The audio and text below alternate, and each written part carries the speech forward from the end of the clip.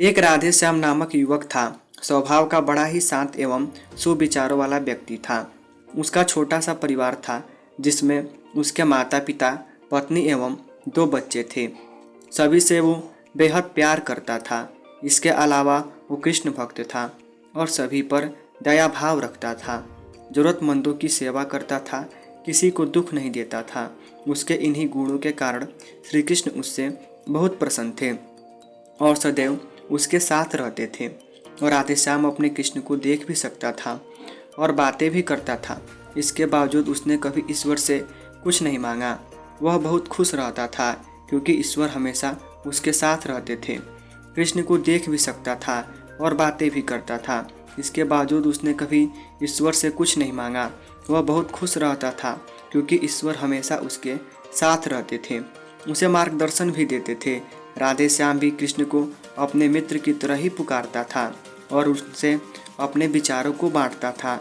एक दिन राधे श्याम के पिता की तबीयत अचानक खराब हो गई। उन्हें अस्पताल में भर्ती किया गया। उसने सभी डॉक्टर्स के हाथ जोड़े, अपने पिता को बचाने की मिन्नतें की, लेकिन सभी ने उससे कहा कि वो ज़्यादा उम्मीद नहीं दे सकते और सभी ने उसे भगवान पर भरोसा रखने को कहा।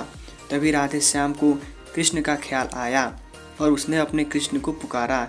कृष्ण दौड़े चले आए। राधे श्याम ने कहा, मित्र तुम तो भगवान हो, मेरे पिता को बचा लो। कृष्ण ने कहा, मित्र ये मेरे हाथों में नहीं है, अगर मृत्यु का समय होगा तो होना तय है। इस पर राधे श्याम नाराज हो गया और कृष्ण से लड़ने लगा। गुस्से में उन्हें कोसने लगा।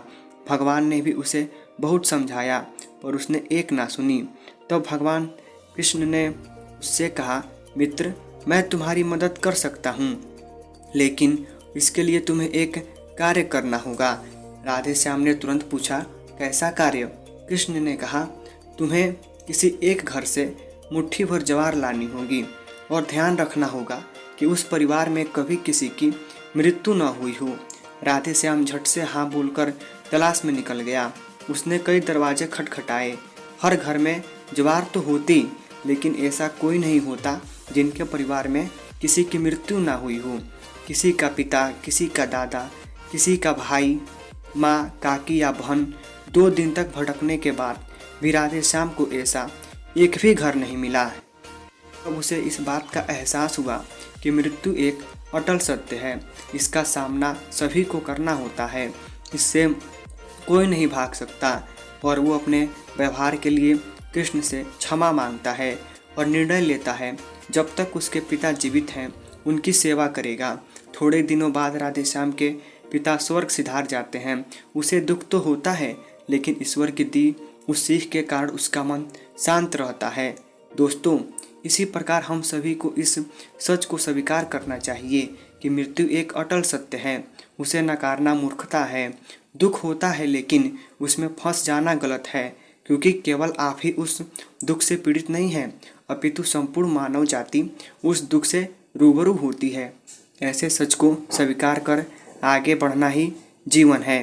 दोस्तों, मेरी ये छोटी सी स्टोरी आप लोगों को कैसी लगी कमेंट बॉक्स में ज़रूर बताइएगा और चैनल को सब्सक्राइब करिएगा।